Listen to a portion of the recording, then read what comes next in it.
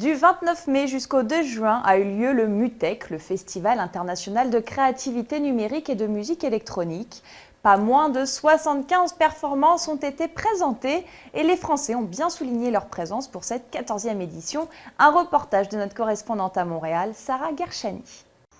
On n'oublie jamais sa première fois, c'est ce que promettait MUTEC cette année.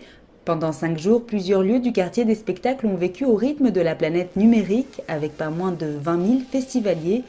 Cette 14e édition a été marquée par la présence de plusieurs artistes français de créativité numérique et de musique électronique de renommée, dont la plupart y participaient pour la première fois. L'instrumentation analogue de Franck Vigroux et les algorithmes visuels d'Antoine Schmitt fusionnés ont hypnotisé le public.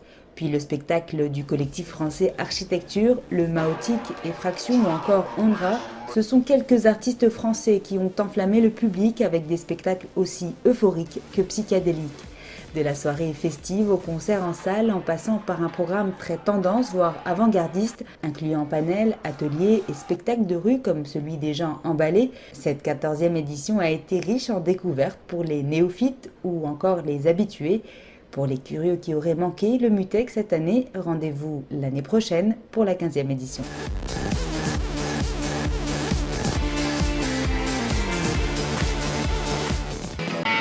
Après un lancement réussi l'année passée, le Festival BD de Montréal est revenu au parc La Fontaine la fin de semaine dernière pour sa seconde édition. Notre correspondante à Montréal a croisé 2 auteurs français de renommée.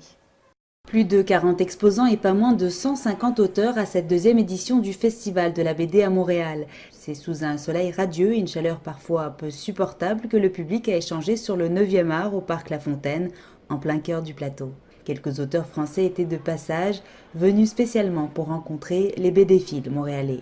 Parmi eux, les auteurs des albums Silas Corré, Un espion tueur, Tricheur de Fabien Neury et Pierre Allary, ainsi que Nicolas Bannister et Flora Grimaldi, auteurs français de la série à succès Tib et Tatoum, nommés au prix BDLIS Jeunesse.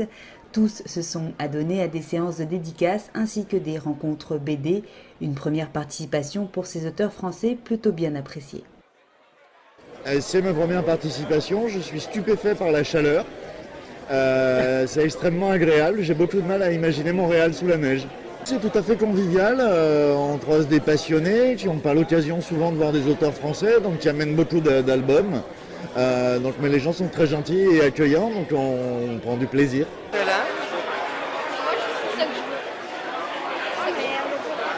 Les retours des gens sont très bons, on a beaucoup d'enfants qui viennent nous voir pour des signatures, donc c'est vraiment super. Et non, tout le public est là, il fait très très beau, ce qui est quand même top.